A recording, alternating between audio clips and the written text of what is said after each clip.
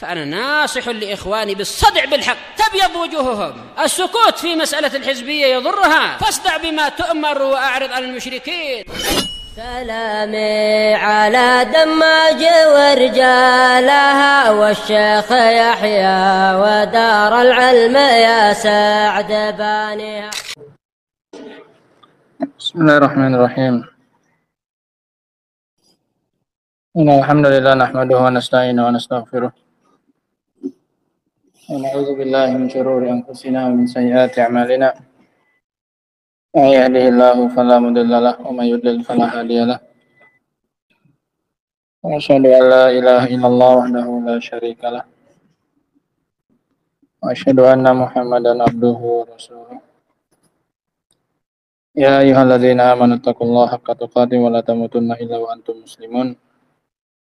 أما بعد فإن أصدق الحديث كتاب الله وخير الهدى هدى محمد صلى الله عليه وسلم وشر الأمور محدثاتها فإن كل محدثة بدعة وكل بدعة ضلالة وكل ضلالة في النار.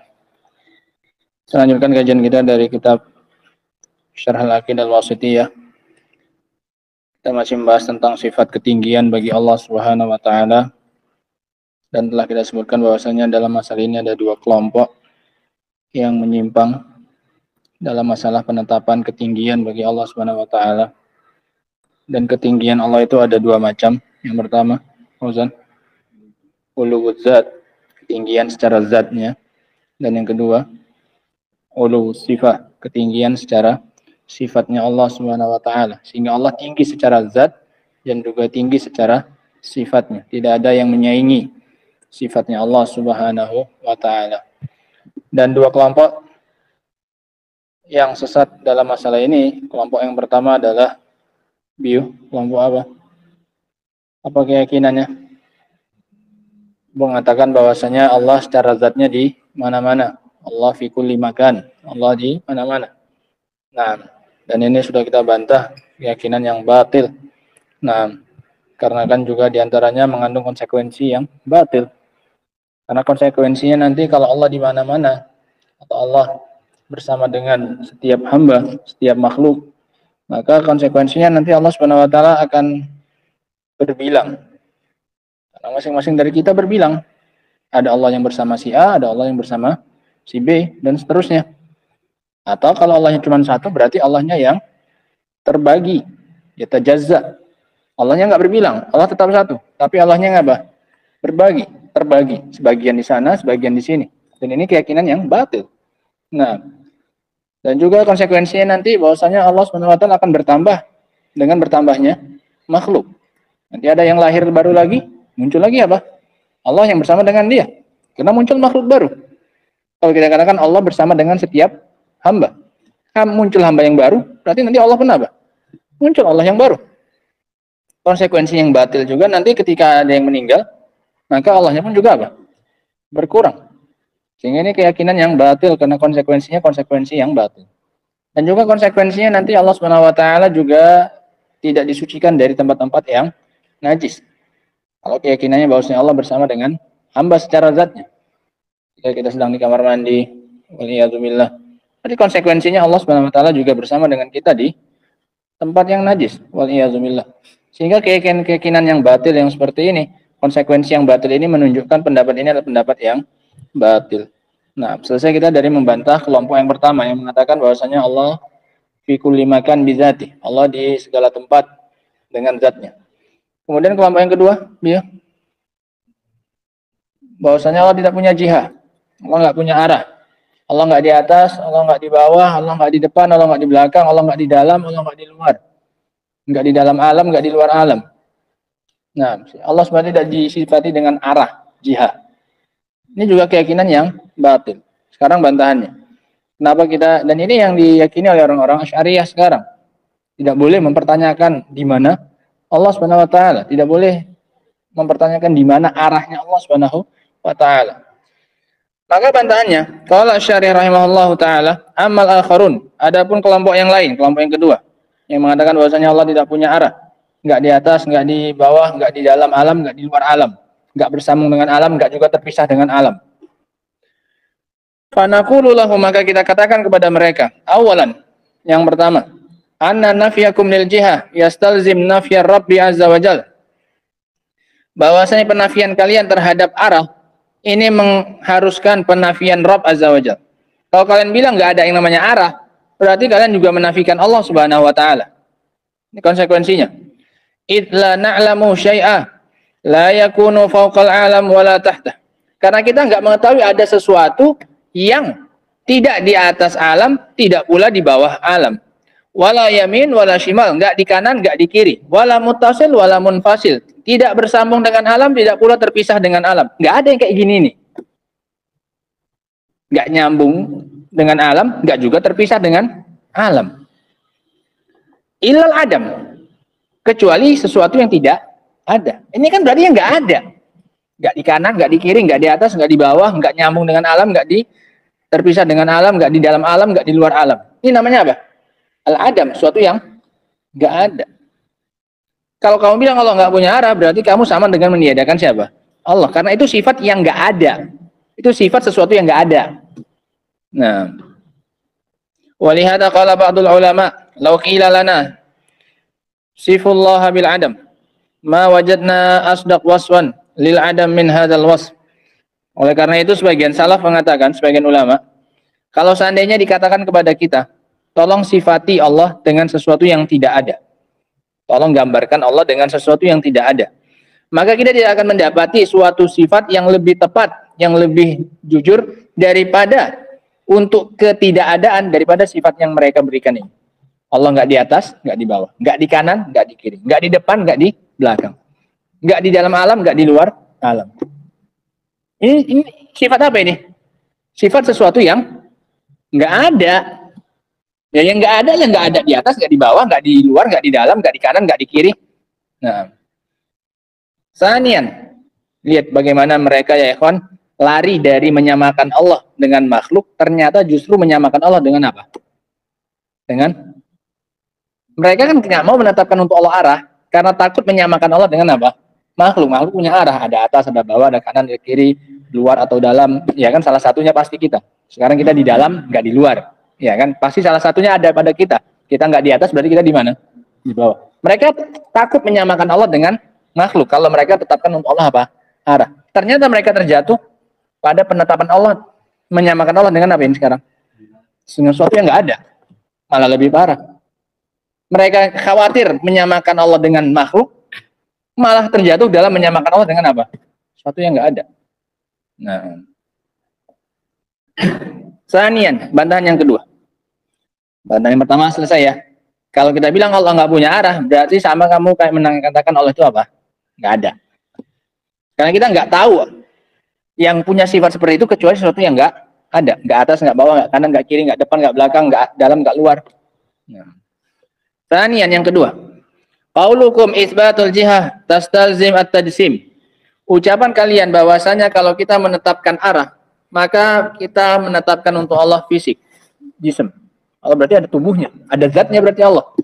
Ada fisiknya, ada badannya.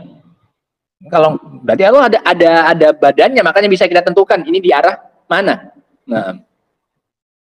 Nahnu nunakishukum fi kalimatil jism. Kita sekarang akan mendebat kalian pada kata jism, tubuh. Kalau gitu kalian menetapkan Allah arah, berarti kalian menetapkan Allah punya tubuh. Nah, ada badannya. Maka sekarang kita bahas kata jism. Ma hadzal jism alladzi tunaffiruna an-nas an isbati sifatillahi min ajli. Sekarang apa makna jism yang kalian membuat orang lari dari menetapkan sifat Allah Subhanahu wa taala dengan sebab itu? Aturiduna bil jism asy-syai' al-mukawwan min asya' muftakirun ba'daha ila ba'd la yumkin an yakuma illa bi ijtima'i hadzal ajza'. Apakah kalian menginginkan dengan kata jism itu adalah sesuatu yang terangkai dari beberapa organ yang saling membutuhkan satu dengan lainnya, yang tidak akan bisa tegak kecuali dengan berkumpulnya bagian-bagian itu? Ini kan kita nggak akan tegak kita kalau nggak apa ini, nggak lengkap organ apanya, tubuhnya. Apakah kalimat jism yang kalian nafikan dari Allah itu maknanya seperti itu? Bahwasanya Allah terdiri dari anggota tubuh yang saling membutuhkan satu yang dengan lainnya, kalau nggak lengkap maka tidak akan apa? tegak yang namanya Allah Subhanahu wa taala. Apakah ini makna jism? Fa in aratum hadza fa nahnu la nuqirru. Kalau ini yang kalian maukan, maka kami pun tidak menyetujuinya. Karena Allah nggak butuh seperti itu. Allah nggak butuh kepada anggota tubuh untuk membuat Allah itu apa? Ada. Beda dengan siapa? Kita sebagai makhluk. Kalau itu makna jism, maka kami pun tidak menetapkan itu bagi Allah Subhanahu wa taala. Wa naqulu innallaha laisa bijismin bihadzal makna. Kami juga mengatakan Allah nggak punya jism. Kalau ini maknanya apa? Jism. Kalau ini makna yang diinginkan. Wa man qala inna itsbat uluwihi yastalzim hadzal jism fa qawluhu mujarradud da'wa wa yakfina an naqul la qabul. Kalau ada yang mengatakan, barang siapa yang mengatakan bahwasanya menetapkan ketinggian bagi Allah berarti mengharuskan kita menetapkan Allah punya jism dengan makna seperti ini. Makna apa tadi? Apa makna jism tadi? Tubuh yang terdiri dari beberapa bagian yang saling apa ini? Membutuhkan satu dengan yang lainnya. Kalau tidak, maka Allah tidak akan tegak. Barang siapa yang mengatakan bahwasanya menetapkan ketinggian bagi Allah akan mengharuskan Allah punya jism, punya tubuh, faqauluhu mujarrad da'wa, maka ucapannya hanya semata-mata pengakuan dan cukup kita untuk mengatakan tidak diterima. Karena ini Allah butuh kepada sesuatu selain dia, berarti Allah butuh, dan Allah ini tidak butuh kepada apapun. Amma in aratum bil jism az-zat al-qa'imah bi nafsiha al-muttasifah bima yaliqu biha. Adapun jika yang kalian inginkan dengan kata jism itu adalah zat yang berdiri dengan sendirinya, yang bersifat dengan sifat yang layak bagi Allah Subhanahu wa taala. Yang tidak butuh untuk apa ini? Satu dengan tubuh yang anggota tubuh yang lainnya. Kalau yang dimaukan dengan jism adalah zat yang berdiri sendiri, yang punya sifat yang sempurna yang layak bagi siapa? Allah Subhanahu wa taala. Kalau itu maknanya apa? Jism. Fa nahnu nuthbitu dzalik. Maka kami menetapkan itu. Sehingga kalimat jism ini dirinci, apa dulu maknanya? Kalau maknanya adalah anggota tubuh, organ tubuh yang saling membutuhkan satu dengan yang lainnya, kalau tidak nggak akan tegak namanya Allah Subhanahu wa taala, maka kita menolak makna apa ini? Jism. Tapi kalau yang dibawakan dengan jism adalah apa? Zat yang berdiri dengan apanya? Sendirinya, yang mengandung sifat yang maha apa ini? Sempurna. Kita tetapkan tidak ini untuk Allah? Kita tetapkan. Allah punya apa? Zat. Zat yang berdiri sendiri, yang tidak butuh kepada apapun.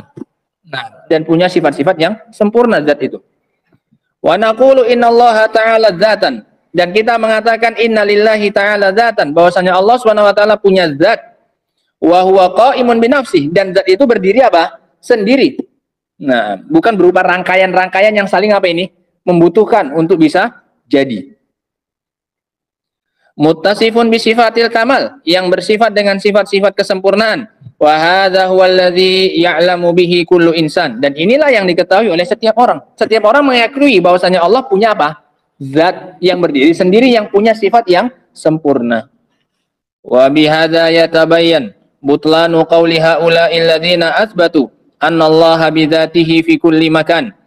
Maka dari sini jelaslah kebatilan pendapat orang yang mengatakan, yang menetapkan bahwasanya Allah Subhanahu wa taala secara zatnya di semua tempat. Aw annallaha ta'ala laisa fawqal alam wala tahtah. Atau golongan yang kedua, orang yang mengatakan bahwasanya Allah tidak di atas alam, tidak pula di bawah alam. Wala muttasil wala munfasil, tidak bersambung dengan alam, tidak pula terpisah dari alam ini. Wa nahnu naqul, dan kami mengatakan huwa ala arsyihi istawa azza wajal, dia di atas arsy-Nya beristiwa azza wajal. Amma adillatul ulu. Selesai kita dari bantahan terhadap dua kelompok ini yang mengatakan bahwasanya Allah secara zatnya di mana-mana, dan kelompok yang kedua bahwasanya Allah Subhanahu wa taala tidak disifati dengan apa ini? Dengan arah. Amma adillatul ulu allati yathbutu biha naqidu qawli haula'i wa haula. Adapun dalil-dalil ketinggian yang dengannya kita bisa menetapkan lawan dari pendapat mereka ini. Karena sudah kita sebutkan cara membantah mereka ini bagaimana? Yang pertama dibantah dulu apanya? Syubhatnya, baru dimasukkan dalil yang menetapkan bahwasanya Allah itu tinggi. Kalau kamu bawakan semata-mata dalil yang menetapkan Allah itu tinggi, mereka akan membawakan dalil-dalil Allah di mana? Mana? Selesai, nggak selesai nanti. Kamu pakai dalil kamu, dia juga pakai apa? Pakai dalilnya. Tapi caranya dibantah dulu apanya? Syubhatnya, dalilnya dia dulu dipatahkan, baru dimasukkan dalilnya apa? Dalil kita. Ini cara membantah ahli bid'ah ya. Pahami dulu dalilnya, bantah dulu, jelaskan bahwasanya maknanya tidak seperti yang kalian inginkan, baru kemudian masukkan dalil kamu. Sudah kosong, Kalau tidak, maka ujung-ujung cuma apa? Ngotot-ngototan. Kamu bilang Ar-Rahman 'alal 'arsy istawa, dia bilang apa? Wa huwa ma'akum ainama kuntum. Dia bersama dengan kalian di mana pun kalian berada. Selesai nggak habis nanti. Kamu bilang Ar-Rahman 'alal 'arsy istawa, dia bilang apa? Wa huwa ma'akum ainama kuntum. Dia sama kalian dimanapun kalian berada. Udah selesai apa? Nggak selesai. Tapi caranya dijelaskan dulu. Makna ayat yang kamu bawakan itu bukan seperti itu. Maknanya gini, kamu bantah dulu. Baru kamu masukkan apa? Dalil kamu. Nah, baru sekarang beliau membawakan dalil-dalil tentang ketinggian Allah Subhanahu wa taala. Karena tanpa dibantah dulu, percuma nanti ujung-ujungnya hanya apa? Gontok-gontokan saja. Adapun dalil ketinggian yang dengannya tetap lawan dari pendapat mereka dan mereka ini, wallati tusbitu ma qalahu ahlus sunnati wal jamaah, dan dalil untuk menetapkan apa yang diucapkan oleh ahlus sunnati wal jamaah, fahiya adillatun katsirah la tuhsar afraduha. Maka ini dalil yang sangat banyak, tidak bisa dihitung satu persatu. Amma anwa'uha fahiya khamsah. Kalau satu persatu secara individu nggak bisa dihitung saking banyaknya dalilnya. Adapun dari sisi jenisnya, jenis dalilnya ini ada 5. 5 dalil, 5 jenis dalil, bukan 5 dalil, tapi 5 apa? 5 kelompok dalil yang menetapkan ketinggian siapa? Allah Subhanahu wa taala. Kalau dalil-dalilnya ini sangat apa? Banyak tak terhitung. Tapi kalau mau dikelompok-kelompokkan ada berapa macam? 5 macam. Yang pertama Alkitab wa Sunnah. 1 dan 2 Al-Quran dan Sunnah. Ada dalil dari Al-Quran, ada dalil dari Sunnah untuk menetapkan ketinggian Allah Subhanahu wa taala. Wal ijma' dan kesepakatan para ulama. Yang ketiga. Wal aql dan dalil secara apa? Akal. Yang keempat. Wal fitrah dan secara fitrah manusia yang masih lurus, yang masih murni. Ini yang kelima. Al-Quran, Sunnah, ijma', akal, dan juga apa? Fitrah. 5 jenis dalil. Amal kitab, adapun secara kitab, fatanawwa'at adillatuhu ala uluwillahi azza wajal, maka beragam dalilnya tentang ketinggian Allah azza wajal. Minhat tasrih bil ulu, di antaranya ada yang terang-terangan menegaskan ketinggian Allah, wal fauqiyah, atau yang menunjukkan lafaz apa? Fauqa. Wasu'udul asya ilaihi, atau dalil yang menunjukkan naiknya sesuatu kepada siapa? Kepadanya. Ini juga dalil menunjukkan Allah di mana? Di atas. Nah, ta'rujul malaikah. Malaikat itu apa? Naik. Berarti Allah di mana? Ya, di atas. Enggak terang-terangan lafaznya harus apa? Allah di atas langit. Enggak harus seperti itu. Aamintum man fis sama. Ini juga menunjukkan Allah di atas. Menunjukkan dalil yang menunjukkan sesuatu itu naik ke atas, berarti juga apa ini? Allah di atas. Wa nuzuliha minhu, atau turunnya sesuatu dari Allah Subhanahu wa taala. Inna anzalnahu, sungguhnya kami menurunkannya. Ini juga dalil menunjukkan apa? Ketinggian siapa? Allah Subhanahu wa taala. Sangat beragam. Ini baru dari apa ini? Baru dari apa ini? Al-Qur'an, baru dari kitab. Nah, yang menunjukkan turunnya sesuatu dari Allah, wa ma asbah dzalik, dan yang semisalnya. Amma sunnah fakadzalika tanawwa'at dalalatuha. Adapun dari sunnah juga sama, beragam-ragam sisi pendalilannya. Wattafaqat sunnah bi asnafiha tsalatsah ala uluwillahi bidzatihi, dan telah sepakat sunnah dengan segala jenisnya yang 3 atas ketinggian Allah secara zatnya. Sunnah yang 3, qauliyah, fi'liyah, dan juga apa? Takririyah. Baik sunnah apa? Ucapan atau perbuatan atau apa? Persetujuan Nabi SAW. Nah, dari sunnah yang berupa ucapan banyak, yang berupa perbuatan, mi'rajnya siapa? Nabi SAW. Rasul mana? Naik. Menunjukkan Allah di mana? Di atas. Dari persetujuan ketika seorang budak perempuan ditanya aina Allah, dia mengatakan apa? Fis sama. Disetujui jawaban dia oleh Rasul SAW. Nah, faqad sabata uluwillah bidzatihi fi sunnah min qauli Rasul sallallahu alaihi wasallam wa fi'lihi wa iqrarihi. Telah tetap ketinggian Allah Subhanahu wa taala secara zatnya di dalam sunnah, baik dari ucapan Rasul ataupun perbuatan beliau atau persetujuan beliau sallallahu alaihi wasallam. Selesai dari sunnah. Ini enggak dibahas satu persatu karena bukan membahas itu kitabnya. Amal ijma', adapun ijma', dalil yang keberapa ini? 3. Faqad ajma'al muslimun qabla zuhuri hadhihi tawaif al-mubtadi'ah ala anna Allah ta'ala mustawin ala arsyihi fawqa khalqi. Adapun ijma' maka telah sepakat kaum muslimin sebelum munculnya kelompok-kelompok bid'ah ini, kelompok-kelompok sesat ini, bahwasanya Allah Subhanahu wa taala beristiwa di atas arsy-Nya, di atas makhluk-makhluknya. Qala Syekhul Islam, berkata Syekhul Islam, laisa fi kalamillahi wala rasulihi wala kalami sahabah wala tabi'ina lahum bi ihsan ma yadullu la nassan wala zahiran ala anna Allah ta'ala laisa fawqal arsy wa laisa fis sama'.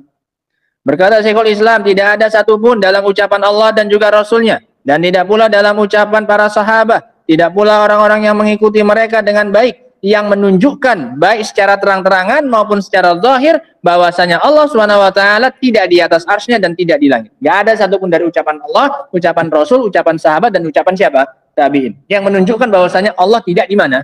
Di atas langit. Tidak ada. Bal kullu kalamihim muttafiqun ala anna Allah fawqa kulli syai'. Bahkan pendapat mereka semuanya sepakat bahwasanya Allah SWT di atas segala sesuatu. Selesai dari yang keberapa? 3. Ijma'. Siapa yang menukilnya di antaranya? Syekhul Islam Ibnu Taimiyah rahimahullahu taala. Kapan terjadinya ijma'nya ini? Sebelum munculnya apa? Kelompok-kelompok sesat ini.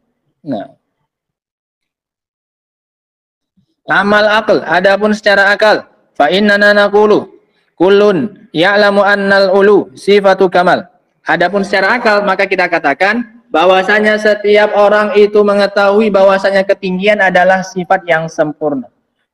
Sifat yang sempurna tidak tinggi itu. Iya. Orang saja kalau misalnya golongan itu, golongan yang atas itu lebih apa?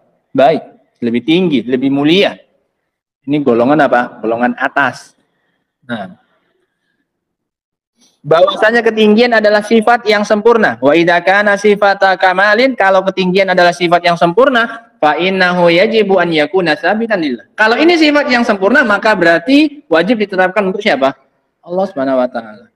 Manusia saja nggak ada yang mau disifati dengan apa ini? Kerendahan. Bagaimana mungkin ini ditetapkan untuk siapa? Allah Subhanahu wa taala. Li'anna Allah muttasifun bi sifatil kamal, karena Allah Subhanahu wa taala bersifat dengan sifat-sifat yang sempurna. Termasuk di antaranya sifat apa ini? Ketinggian. Walidzalika naqul, oleh karena itu kita mengatakan, imma an yakuna Allah fi a'la, au fi asfal, au fil mahadhi, au fil asfal, fal asfalu wal muhadhi mumtani'un. Maka kita hanya bisa mengatakan Allah Subhanahu wa taala di atas, atau Allah di bawah, atau ada yang sejajar dengan Allah Subhanahu wa taala. Adapun Allah di bawah ataupun yang sejajar dengan sesuatu, maka ini mumtani, mustahil disifati Allah Subhanahu wa taala dengannya.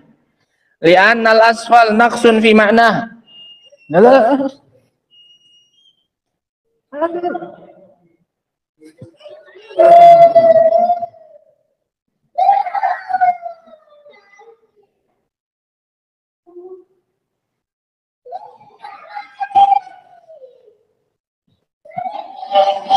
Adapun sejajar atau di bawah ini mustahil pada siapa? Allah Subhanahu wa taala. Li'annal asfal naqsun fi ma'nahu. Dikarenakan asfal bawah ini sifat apa ini? Kekurangan. Yang kalau bawah apa sifat apa? Kurang. Nah. Wal muhadi naqsun li musyabahatil makhluk wa mumatsalatihi. Dan sejajar juga sifat kekurangan karena menyamai siapa? Makhluk. Sejajar kan artinya apa? Sama dengan siapa? Makhluk. Ini juga mustahil bagi siapa? Allah, karena sifat kekurangan, karena mirip siapa? Makhluk, ada yang sama dengan dia.